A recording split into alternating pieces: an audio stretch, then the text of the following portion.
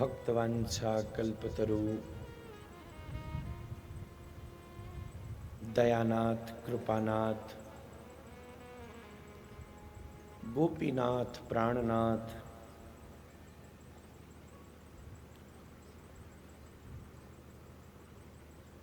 राधानाथ श्री राधा रमण देव जी की अकारण करुणा कृपा अनुग्रह से अहितु की अनुकंपा से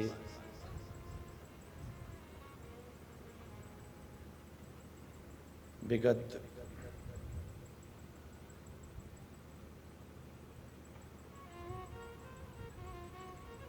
दो दिनों से आप सब वैष्णव जनों की परम सन्निधि में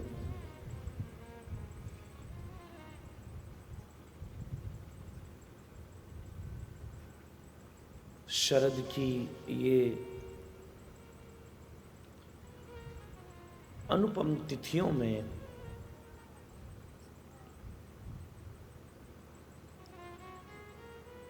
नौमी, दशहरा और आज एकादशी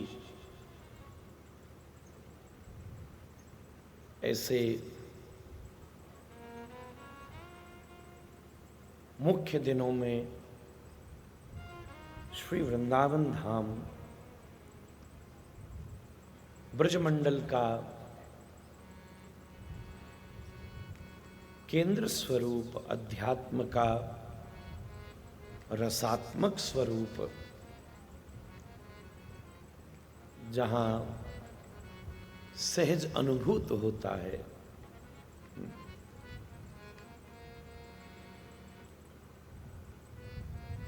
वैसे तो ज्ञानियों की दृष्टि में ब्रह्म परमात्मा भगवान सार्वभौम है, पर ये कहने में थोड़ा सा भी संकोच नहीं है। श्यामा श्याम जैसे वृंदावन में है ऐसे कहीं नहीं है।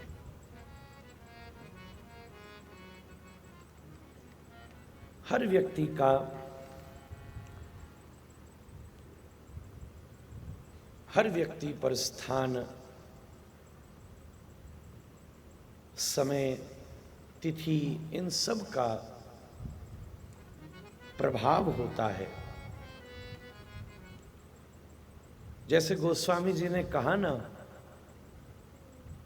सुख तो अपनी ही जगह है, कितनी भी सुख सुविधा से भरा हुआ दूसरे का स्थान हो, वहां आराम भी हो, फिर भी व्यक्ति पूर्ण शांति का अनुभव नहीं कर सकता। गोस्वामी जी कहते पराधीन सपने सुख नाई। दूसरे के अधीन होकर कोई सपने में भी सुख की कल्पना नहीं कर सकता।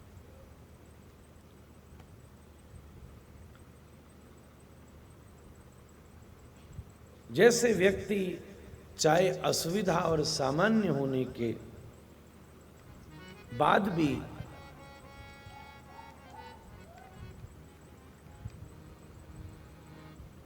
अपने घर में ही शांति का अनुभव करता है, उसी प्रकार ये स्थान तो श्यामा श्याम का निज धाम है। जैसे श्री राधा रमण जी, श्री भागवत जी हरि कथा, हरि नाम, वैष्णव जितनी सहजता का अनुभव श्री वृंदावन में करते हैं, उतनी सहजता अन्यत्र अनुभव नहीं हो सकती। कोई माला लेकर दिल्ली में फिरे तो संकोच हो, और वृंदावन में कोई माला लेके न फिरे तो संकोच हो। यहां तो स्वाभाविक है, यहां अलग वो है जिसके हृदय में भगवदीय उपासना सहजता से प्रकट न हो।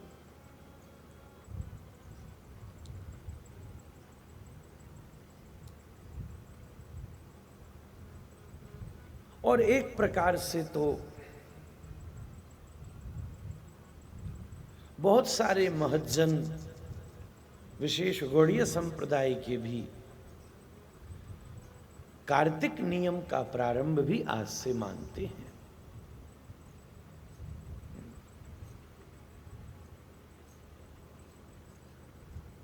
हाँ, पंचांग के अनुसार तो शरद पूर्णिमा के बाद ही उसका प्रारंभ शास्त्रीय है। तो अंतःकरण ने इसका एक समाधान खोजा, सही कहां तक है ये तो गोविंद जाने। कार्तिक मास का प्रारंभ संभवतः शरद पूर्णिमा के बाद ही संपादित है, पर जो दामोदर मास की भावना है वो इस एकादशी के ही संभाव से प्रारंभ होकर एकादशी पर ही उसकी पूर्णता को अनुभव किया जाता।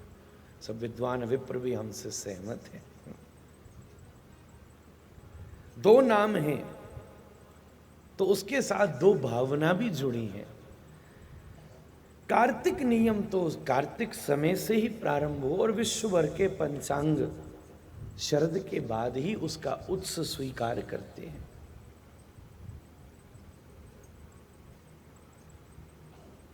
कार्तिक व्रत मास एक भिन्न संदर्भ है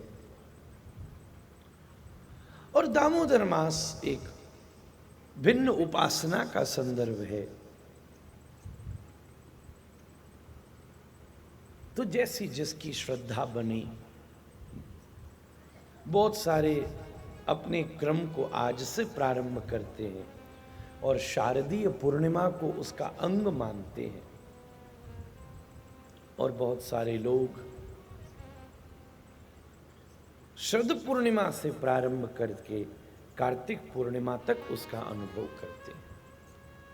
चंद्र की दृष्टि से विचार किया जाए तो वही ठीक है, पर कृष्णचंद्र के हिसाब से विचार किया जाए तो ये भी ठीक है। सभी भाव हैं।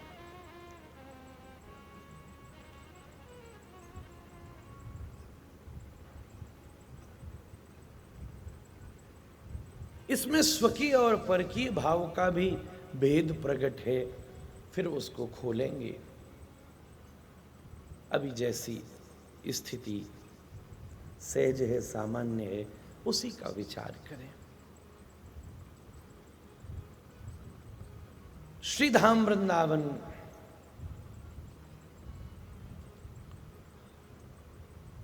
और उसके समाश्रय में श्री हरि कथा का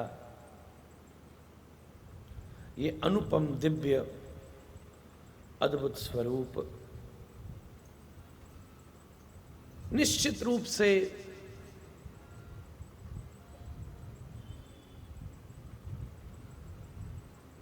हम सभी के हृदय में एक विशेष लाभ को प्रदान करेगा, इस बात में कोई संदेह नहीं है।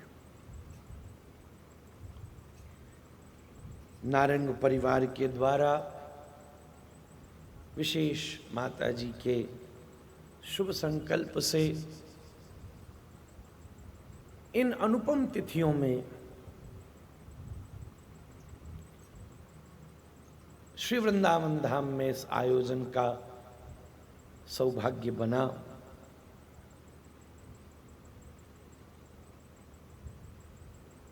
वैसे इतनी बार इनसे संवाद हुए, सब निश्चित होने के बाद कुछ समय पूर्व इन्होंने ये विचार रखा कि महाराज श्री क्या ऐसा हो सकता है, क्योंकि सब लोग काम वाले हैं, व्यापारी भी हैं, कुछ विदेश से भी आने वाले हैं, तो कुछ जरा ये जो आजकल चलता है सैटरडे संडे, कुछ इसका ध्यान रखा जा सकता है क्या। उससे शुरू हो या उस पर विश्राम हो, तो मेरी अपने पूर्व कमिटमेंट्स की वजह से मैं उसे तो न कर सका,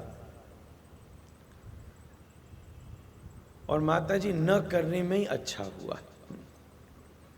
नहीं तो आपको तारीख तो अच्छी मिल जाती, पर शायद तिथियां अच्छी नहीं मिल पाती। दोनों में फर्क है। आज इस कथा के सानिध्य को हम स्वीकार कर रहे हैं, जिसकी पूर्णता शारदीय पूर्णता से पूरी होगी। सच बताऊं तो वृंदावन की दृष्टि से अगर कोई सबसे बड़ा उत्सव है तो वो शरद पूर्णिमा का ही उत्सव है, वृंदावन का उत्सव।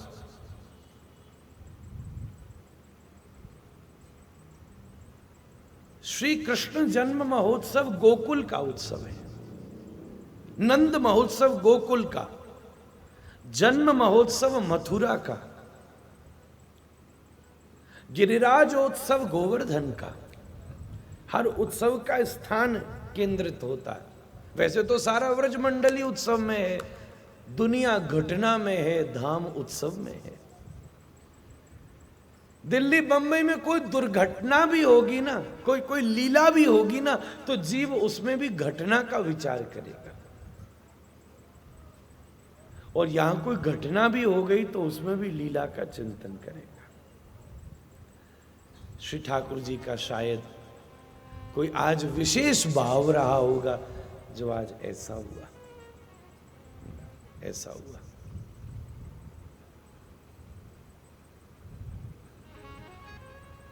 एक बार ठाकुर जी को भोग लगना था, सेवा महोत्सव का समय था, बहुत पहले, हम छोटे थे। पूज्य गुरुदेव सेवा महोत्सव में अवस्थित थे, भोग की तैयारी हो रही थी एक दिन।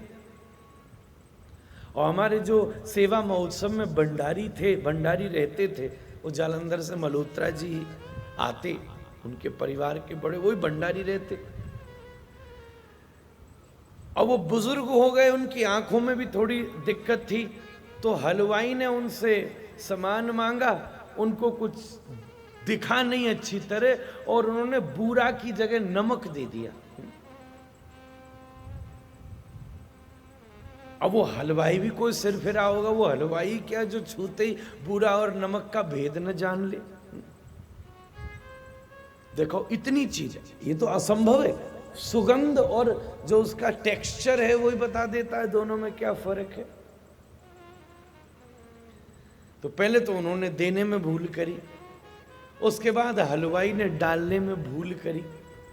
अब वो चला गया भोग में, ठाकुर जी ने आरोगा भी, उससे पहले तो कोई चख नहीं सकता।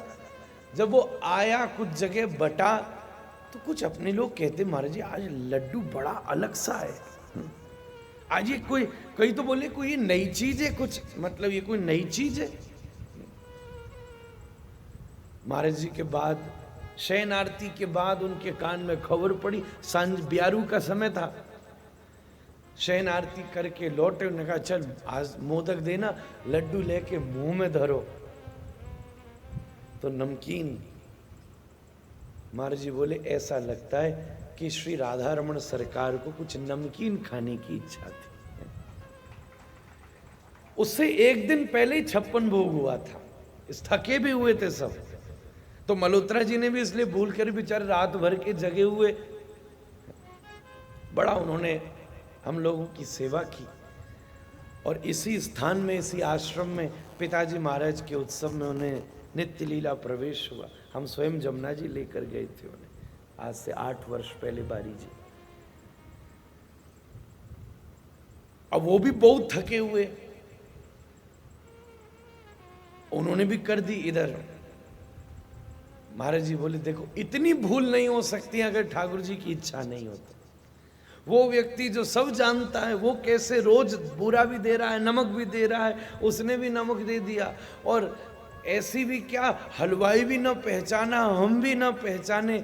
जैसे कोई बहुत मीठा खा ले तो उसको नमकीन खाने की रुचि जमती है, तो श्री ठाकुर जी ने आज रुचि जताई। अरे बहुत कल 56 भोग में छाके हम रबड़ी खाई है, जलेबी खाई है, और हमने बड़े बड़े महाराज पकवान खाए हैं, बहुत लड्डू खा लिए, बहुत लड़ुआ खाए, अब तो कछु ना। अगले दिन महाराज जी बोले सवेरे आओ, श्रृंगार आरती के हलवा में भी खिचड़ी बना के खवाओ। लाल जी को लगे बहुत मीठा हो गया। अचानक ये भाव एकदम कथा याद आई मन में, सो हमने कहा आपको सुना दें। यही तो धाम की दृष्टि होती है।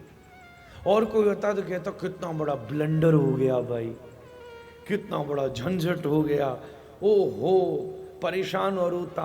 और कोई कम संख्या नहीं थी लड्डुओं की, 2-5 पीपे घी के लड्डू बनते, और बेसन कम से कम 50,000 लाख 2 लाख रुपया का इधर उधर खेल है।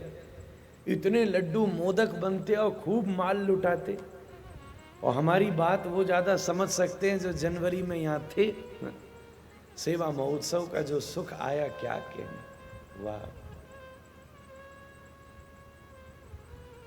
खूब माल लुटता तो खूब लड्डू बने और खूब घी और सब बिल्कुल। और वो राधारमण जी में तो लकड़ी कंडा पे सब परिपाक होता है, तो वो भी बहुत। तो ऐसे कोई विचार करे तो डिप्रेशन में चलो जाए, और यही क्या हो गया भाई, इतना नुकसान, इतना नुकसान।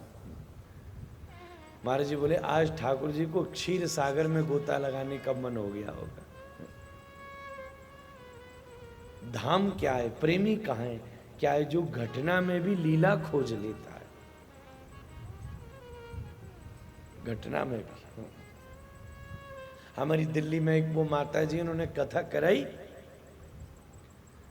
बड़ी ब्रज की प्रेमी है, लड्डू गोपाल जी की सेवा करती हैं। और लड्डू गोपाल जी उनके एक दिन हाथ से फिसल गए, नीचे गिरे तो इधर और हाथ में ऐसे थोड़ा सा ठंड हो गया।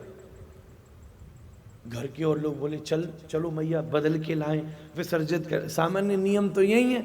वो बोले कैसी बात करते हो, मेरा लाला है। रोज बेटी बेटी और किलन घी उस पर घिसती रही महाराज, धकाधक घी खवावे, माखन खवावे और पंजीरी घिसे, और कर करके महीना भर बाद देखो ठाकुर जी के सबरे घाव भर गए महाराज। ये तो हमारी देखी वही बात है, देखी वही बात है। भाव की प्रधानता है। मोहनलाल जी चंडीगढ़ के यहाँ शिष्य रहते हैं, ऐसी उनकी राधा रानी एक बार गिरी तो उनका हाथ थोड़ा खंडित हो गया। बड़े महाराज जी के पास गए, गुरुजी हम क्या करें? तो पहले तो बोले कि विसर्जित कर दो, फिर थोड़ी देर सोच के बोले घर में बच्चे का हाथ टूट जाए तो उसको क्या, उसकी अंत्येष्टि कर दी जाती है? नहीं, जैसा है उसको जोड़ जाड़ के सेवा करो। और गुरु आज्ञा, क्या करें? तो रोज हाथ में पट्टी लगा के किशोरी जी का हाथ धर के रोज उसको अच्छी तरह बांध के उसमें हल्दी और सब मिला के जो दवाई होती है करते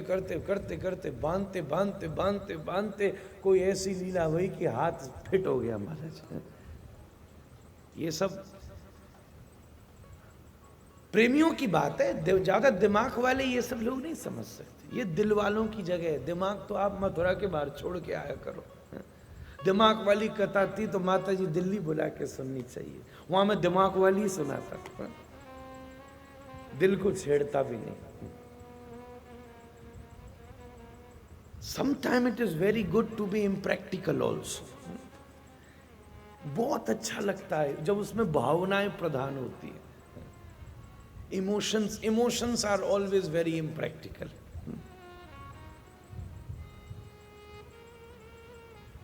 दिमाग से किसी की भावना को समझा ही नहीं जा सकता। दिमाग से जब दिल वालों को खोजा जाता है तो उसे पागल ही घोषित कर देते। भैया हमारी समझ का नहीं। तो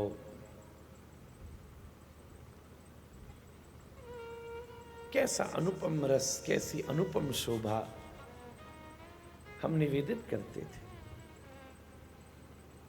और जगह घटना भी लीला भी घटना है, यहां घटना भी लीला है। ऐसे ब्रज का शुभ्र स्वरूप।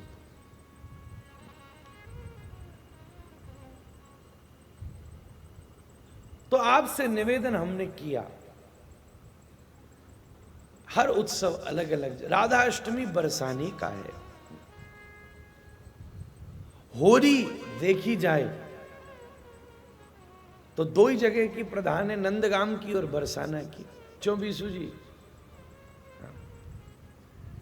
वृंदावन की भी है, अब ऐसे तो पूरे ब्रजमंडल में पूरी जन्माष्टमी सब जगह करी जाए, पर ये दो स्थानन की विशेष होली का सुख है। हम तो यहां फूल वूल में ही काम कर लें अपनों, यहां तो कथा होली संपादित करते हैं। ऐसे ब्रज का जो अलग अलग उत्सव हैं, उन सब का केंद्र स्थान अलग अलग हैं। आज हम ये विचार कर रहे थे,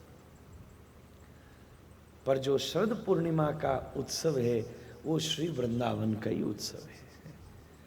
यही नित्य निकुंज है श्री ठाकुर जी का। बरसाने में नेक संकोच रहता है, क्योंकि कीर्ति मैया है, वृषभान जी हैं, लाल जी वहां नेक संकोच में है। नंदगाम में भी संकोच है, गोकुल में भी संकोच है, क्योंकि जशोदा मैया है और नंद बाबा है। इन सब जगह संकोच की प्रधानता है। ठाकुर जी की नित्य रास स्थली, तो जैसे किसी का वृंदावन में कोई फ्लैट हो तो वो अपने मित्र को दे देता है, भाई तू कभी, मैं तो रहता हूं कहीं दूर, तेरे को कभी भी जरूरत हो तो तू इसका प्रयोग कर सकता है। ऐसी श्री वृंदा सखी जी ने अपना कुंज श्री किशोरी जी को दे दिया है कि जब पिया प्रियतम को अपनो निज विहार करनो हो तो आप श्री वृंदावन में पूर्ण या को प्रयोग करो। श्री शारदीय पूर्णिमा महाराज, वैसे तो अलग अलग माने गए, कोई चंद्र सरोवर का भी विचार करता है, कोई गिरिराज जी का भी विचार, पर भागवत जी में क्या लिखा है?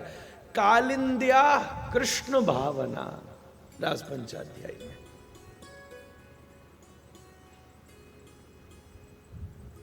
कालिंद्या कृष्ण भावना 30वें अध्याय का श्लोक है। बहुतों ने विचार किया है कि श्री गिरिराज जी ही ठाकुर जी की नित्य विहार स्थली हैं, कोई चंद्र सरोवर की मान्यता रखता है, कोई और अलग अलग जगह की मान्यताएं भी रखी गई हैं। रावल भी संभव नहीं है, क्योंकि वहां स्वकीय भाव की स्थापना है। पर श्री भागवत जी में लिखा है कि भगवान का नित्य भाव कहां अवस्थित होता है? श्री कालिंद्या कृष्ण भाव, कालिंदी के कूल पर नित्य श्री ठाकुर जी की, और अभी भी श्री वृंदावन के वो सब स्थान अंकित हैं, सेवा कुंज हैं, निधि वन हैं, ये सब भगवान की, श्री राधारमण जी का रास चबूतरा है, वो सब ठाकुर जी की नित्य रास स्थली है, नित्य भाव स्थली है। तो माता जी अगर डेट बदल लेते तो इस मौके से हम लोग चूक जाते। वृंदावन का जो उत्सव है, उसी समय श्री भागवत जी की कथा की जो भूमिका बनी है, बिल्कुल ठीक समय पर ठीक विषय का निश्चय निश्चित हृदय को अत्यंत रस प्रदान करता है। परम रसिक श्रोता, अधिकारी श्रोता परीक्षित बड़े भाव से यमुना जी के तट पर विराजमान है। गंगा के कूल पर अवस्थित होकर भागवत की कथा भी बड़ी विलक्षण है।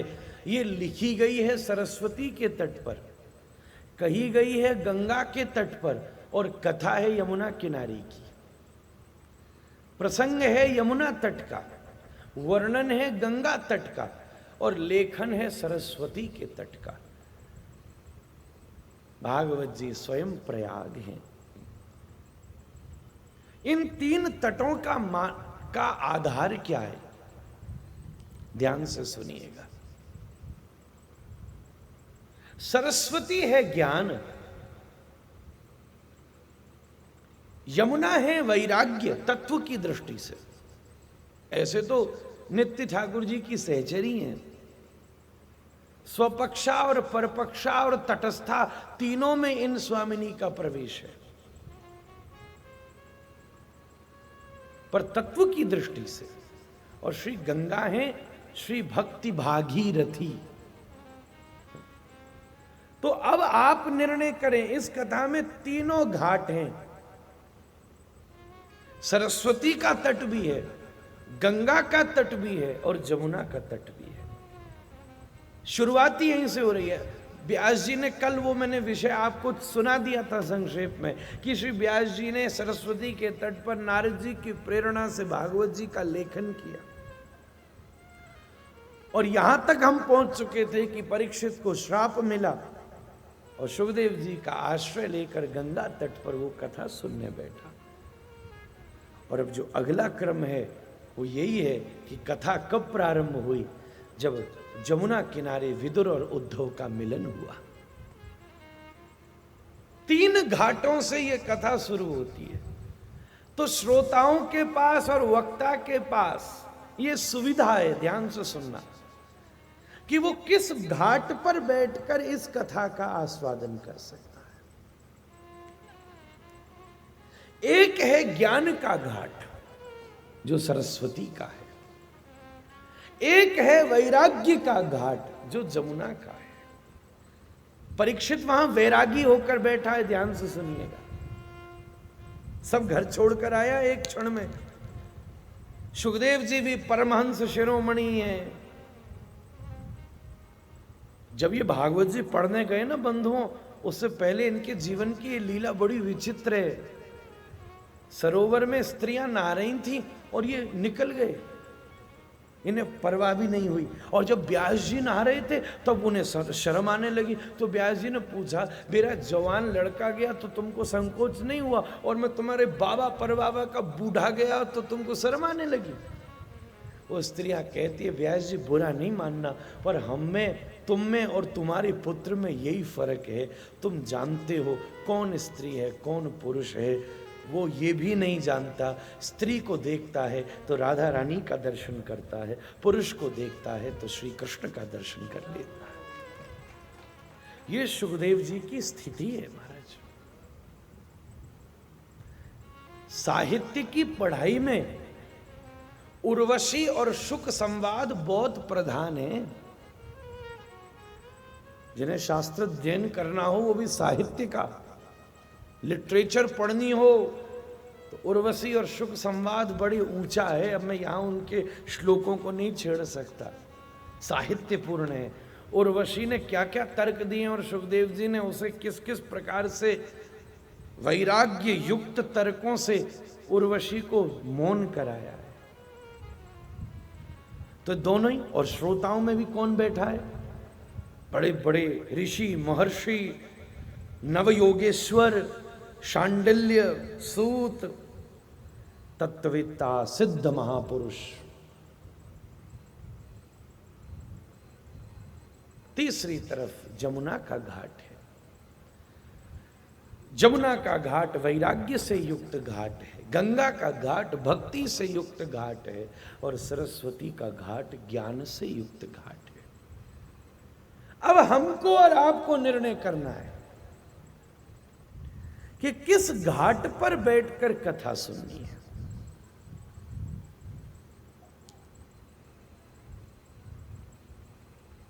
अगर प्राकृतिक दृष्टि से भी विचार करो तो जो सरस्वती में स्नान करे उस पर संदेह हो सकता है कि उसने यमुना नहाई, गंगा नहाई कि नहीं नहाई। जिसने यमुना में स्नान किया उसके प्रति भी संदेह हो सकता है कि उसने गंगा और सरस्वती में स्नान किया कि नहीं किया। पर जिसने भागीरथी में गोता लगाया हो उसके प्रति संदेह नहीं हो सकता, क्योंकि प्रयाग के बाद जमुना के, गंगा के साथ ही यमुना और सरस्वती प्रवाहित होती है।